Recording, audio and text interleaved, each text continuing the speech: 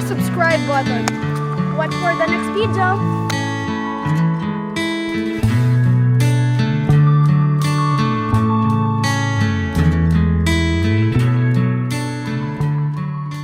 Are carbs bad for you? So, are carbs bad? I'm confused. Joshua H., Myrtle Beach, SC. Everyone is unique, and we all need to experiment with different diets to find what works best for us.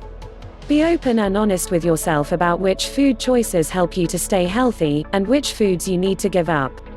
It can be a complex process, but there are a few basic principles. Stay well hydrated with water, and drink it mostly between meals. Eat whole, unprocessed food as much as possible. Focus on vegetables. Shop for and prepare piles of veggies twice a week. Minimize beef and pork consumption. Don't overeat. Don't eat within 2 to 3 hours of bedtime. There's nothing revolutionary there, but you do need to mostly stick to the plan. Proliferation of processed foods. Food used to be grown within 5 to 10 miles of where it was consumed, minimally processed, always organic, always in season. Since the so-called Green Revolution of the 1970s, the agriculture industry figured out grains were easier to manipulate than fats or proteins, though these get processed too. Mass-produced corn is used to make sweeteners such as high fructose corn syrup, as well as corn starch, vitamin C powder, corn oil, beverage and industrial alcohol, and fuel ethanol. I'm not a big fan of corn other than fresh corn on the cob. Soy is another mass-produced plant that is added to many processed foods. The Japanese first pioneered the use of soy, but traditionally it is served fermented, miso, tempeh, tofu, and with high iodine seaweeds. Soy milk isn't a traditional food, and if you're looking for non-dairy alternatives, nut and seed milks may be better choices. Health-wise, soy can block the uptake of iodine necessary for the formation of thyroid hormones. Good food is less processed. Examples of good protein include wild salmon, free-range eggs, venison, fermented soy, and organic nuts. Bad protein can be found in things like hot dogs and cheap salami.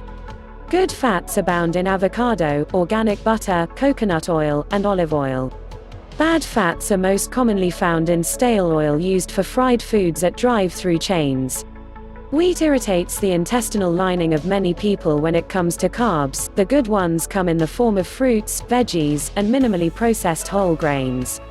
American wheat is extremely high in gliadin, the specific protein in gluten that makes baked goods fluffy, but is irritating to the intestinal lining of many humans. Gluten-free includes wheat-free, and if you're trying to avoid wheat, going gluten-free will get you there, but may be overkill. It's more common to be sensitive to wheat than to gluten. Everyone should assess whether their bowel movements, skin, and mood improve on a wheat-free diet. Stay off wheat completely for at least 2 weeks. 6 weeks is better to clear the gliadin protein completely. Then eat a bunch of wheat and see how you feel. If your bowel function continues perfectly, your skin doesn't break out, and your mood stays pleasant and steady, you're one of the lucky few who isn't sensitive to gliadin.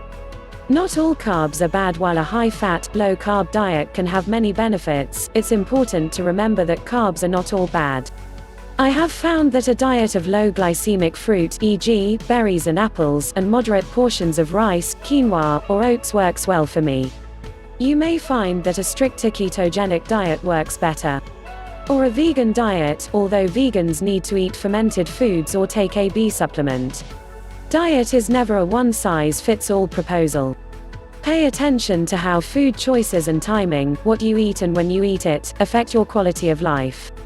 Self-awareness is key to personal growth, and that's as true when it comes to diet as it is in all other areas of your life. Healing and happiness in Hawaii. 10-day wellness retreat with Emily Kane, ND. Join Better Nutrition columnist Emily Kane, ND, LAC, and yoga teacher Jennifer Wynett for a 10-day retreat on the Big Island of Hawaii, January 1 to 10, 2020. From a gorgeous organic farm situated between the mountain and the sea, you'll enjoy daily stretching, gourmet meals made with farm-fresh ingredients, and excursions on the Big Island. Activities include swimming, hiking, cooking, farming, and health classes.